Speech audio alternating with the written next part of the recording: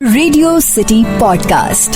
Radio city podcast. புதையல் அப்படிங்கிற வார்த்தை நம்ம எல்லாரையுமே சந்தோஷத்துல ஆழ்த்தக்கூடிய ஒரு விஷயம். என்னைக்காவது ஒரு நாள் நம்ம வீட்டை தோன்றப்ப ஏதாவது ஒரு பாத்திரத்துல தங்க காசுகள் கிடைச்சிடாதா அப்படின்னு ஏங்குறவங்க நிறைய பேர் இருக்கதான் செய்யறாங்க. ஆனா சில பேர் அதுக்கும் ஒரு படி மேல போய் சில மேப்பை வச்சுட்டு இந்த இடத்துல தங்க புதையல் இருக்கு தெரியுமா, அதை தேடி நான் போறேன்னு இந்த உலகத்துல தங்கத்தை தேடி பயணம் செஞ்ச எத்தனையோ பேர் நமக்கு தெரியும். இப்ப நான் சொல்ல போறது ஒருத்தர் புதைச்சு வச்ச 17 டன் தங்கத்தை இன்னும் தேடிட்டே இருக்கிறாங்க அப்படிங்கறது தான் இன்றைய மர்மதேசம் பக்கங்கள்ல நீங்க கேட்க போறீங்க. நான் உங்க ஆர்ஜே ஜான். நீங்க கேட்டுட்டு இருக்கிறது ரேடியோ சிட்டியின் மர்மதேசம் பாட்காஸ்ட். ரேடியோ சிட்டியின் மர்மதேசம்.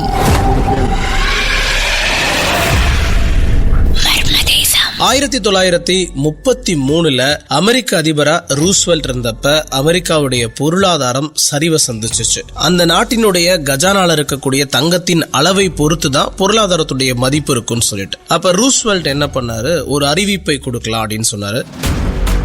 அப்ப ரூஸ்வெல்ட் என்ன பண்ணார் தெரியுமா, ஒரு அறிவிப்பை வெளியிட்டார். மக்கள் யாரும் தங்கத்தை பதுக்க கூடாது, வீட்டுல குறிப்பிட்ட அளவு தங்கத்துக்கு மேல வச்சுக்க கூடாது. அப்படி நீங்க வச்சிருந்தீங்கன்னா கவர்மெண்ட் கிட்ட கொடுத்துட்டு கவர்மெண்ட் கொடுக்கக்கூடிய பணத்தை நீங்க வாங்கிட்டு போயிடலாம். இதுதான் அந்த அறிவிப்பு. United States gold reserve act, இதுதான் அந்த சட்டத்தினுடைய பேரு.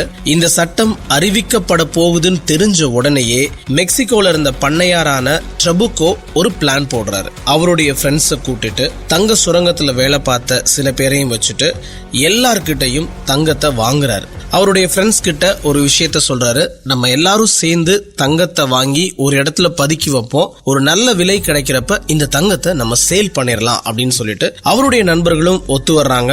எல்லாரும் சேர்ந்து கலெக்ட் பண்ண தங்கத்தினுடைய அளவு 17 டன் அளவுக்கு கலெக்ட் பண்ணிட்டாங்க. இப்ப மெக்சிகோல கலெக்ட் பண்ணியாச்சு, பட் யுஎஸ்க்கு கொண்டு போகணும். எப்படி கொண்டு போறது அப்படிங்கறத யோசிக்கிறாங்க. வில்லியம் எலியாட் அமெரிக்காவோட யூடா மாநிலத்துல சிறு விமானங்கள் மூலமா பண்ணை நிலங்களுக்கு தேவையான விதை, உரம், பூச்சிக்கொல்லி தூவக்கூடிய இந்த பிசினஸ் பண்ணிட்டு வந்தவர். அவருக்கு ட்ரபுகோ கிட்ட இருந்து ஒரு நியூஸ் வருது, இந்த ஹோட்டல்ல நீங்க என்னைய சந்திச்சீங்கன்னா உங்களுக்கு இவ்வளவு பணம் கொடுக்கறேன்னு. அதுக்கப்புறம் எக்ஸாக்ட் பிளான அவருக்கு சொல்றாங்க. ட்ரபுகோ எலியாட் கிட்ட மேப்பை வச்சு பேரம் பேசுறாரு. 17 டன் சரக்கு தங்க கட்டி சில வாரங்கள் நைட்ல கூட பறக்க வேண்டியிருக்கும். எத்தனை தடவை போகணும்? 23 தடவை சொல்றாரு. ஒரு ட்ரிப்புக்கு $2500 அப்படிங்கிற சம்பளத்தையும் பேசி முடிக்கிறாங்க. என்னது, ஒரு ட்ரிப்புக்கு $2500 அப்படின்னு வாயை பொளந்து உடனே ஓகே சொல்றாரு எலியாட். அடுத்த சில நாட்கள்லயே எலியாட் தங்க பயணத்தை ஆரம்பிக்கிறாரு. மெக்சிகோல ட்ரபுகோவோட பண்ணை நிலத்துல இருந்து பொட்டலம் போடப்பட்ட தங்க கட்டிகளை எடுத்துட்டு அந்த பிளைட் மெக்சிகோவை ஒட்டுன 4 மூலை மலைப்பகுதிகளையும் குறிப்பிட்ட இடத்துல இறக்குறாரு. அங்க ட்ரக்ல ரெடியா இருந்தாரு ட்ரபுகோ. அந்த விமானத்துல இருந்த தங்கம் முழுவதையும் ட்ரக்குக்கு மாத்தி தனி ஒரு ஆளா அந்த ட்ரக்கை ஓட்டிட்டு போறாரு. தங்கம் எங்க புதைக்கப்பட இருக்குன்னு யாருக்கும் தெரியாது. எங்க புதைச்சோங்கிறது ட்ரபுகோவுக்கு மட்டும்தான் தெரியும். தன்னுடைய கடைசி ட்ரிப்பான 23வது ட்ரிப்ல எலியாட்டுக்கு ஆசை அடக்க முடியல.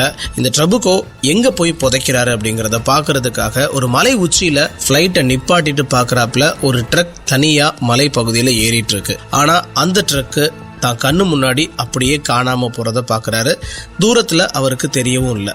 இப்ப 17 டன் தங்கமும் ஒரு இடத்துல புதைக்கப்பட்டாச்சு. 1934வது வருஷம் ஜனவரி 30 அமெரிக்க அரசு கோல்டு ரிசர்வ் ஆக்ட நிறைவேற்றினாங்க. தங்கத்தினுடைய விலை ஒரு அவுன்ஸுக்கு $35 அப்படின்னு நிர்ணயிக்கப்பட்டுச்சு. கிட்டத்தட்ட $18-20 வாங்கின ஒரு அவுன்ஸோட தங்கம் $35 நிர்ணயிக்கப்படுது. மக்கள் எல்லாரும் ஒரு அவுன்ஸ் தங்கத்தை கொடுத்தா கவர்மெண்ட் $35 அவங்களுக்கு கொடுக்கும். இந்த நேரத்திலேயாவது புதைக்கப்பட்ட தங்கத்தை கவர்மெண்ட் கிட்ட கொடுத்திருந்தா ட்ரபுகோக்கு கிட்டத்தட்ட லாபம் மட்டுமே $7 மில்லியன் கிடைச்சிருக்கும். ஆனா இன்னும் கொஞ்சம் விலை கூடட்டுன்னு அவர் ரொம்ப கேஷுவலா இருக்க அடுத்த 5 வருடங்களுக்கு விலை கூடவே இல்லை.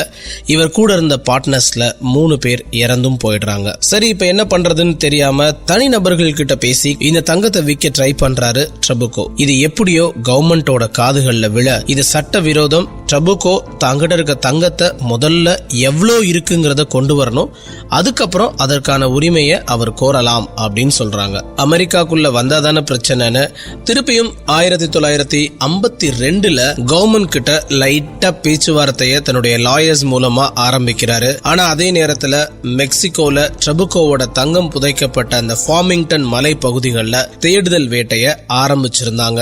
எதை பத்தியும் கவலைப்படாத ட்ரபுகோ 1958 மெக்சிகோல இருக்கக்கூடிய தன்னுடைய சொத்துக்கள்லாம் வித்துட்டு ஐரோப்பாக்கு போயிடுறாரு. அமெரிக்க அரசாங்கத்தினாலேயோ தனிப்பட்ட நபர்கள்னாலேயோ ட்ரபுகோவோட தங்கத்தை கடைசி வரைக்கும் கண்டுபிடிக்கவே முடியல. ட்ரபுகோவோட புதையல் மேப், டைரி குறிப்புகள்னு எதுவுமே கிடையாது. எந்த இடத்துல அவர் புதைச்சாருங்கிறது அவர் கூட இருந்த டீம்மேட்ஸுக்கும் தெரியாது. ஃபார்மிங்டன் மலைப்பகுதியில அங்கங்க தோண்டி பார்த்தா ஈஸியா கிடைச்சிரும் அப்படின்னு தானே தப்பு கணக்கு போட்டீங்க. கிட்டத்தட்ட 17 டன் தங்கத்தை எங்க தேடியும் கண்டுபிடிக்க முடியாம மிஷன் ஃபெயில்ட் அப்படின்னு அறிவிச்சாங்க. இன்னைக்கு வரைக்கும் ட்ரபுகோவோட தங்கம் கண்டுபிடிக்கப்பட்டதா யாரும் அறிவிப்பு செய்யல. தேடுறவங்க தேடிட்டே தான் இருக்கிறாங்க. அவர் எங்க புதைச்சு வச்சிருக்கிறாரு அப்படிங்கறது அவருக்கு மட்டும்தான் தெரியும். இந்த உலகத்துல கண்டுபிடிக்க முடியாத சில மர்ம முடிச்சுகள்ல ட்ரபுகோவால புதைக்கப்பட்ட 17 டன் தங்கமும் அடங்கும். நான் உங்க ஆர்ஜே ஜான். நீங்க கேட்டுட்டு இருக்கிறது ரேடியோ சிட்டியின் மர்மதேசம் பாட்காஸ்ட். ரேடியோ சிட்டியின் மர்மதேசம்.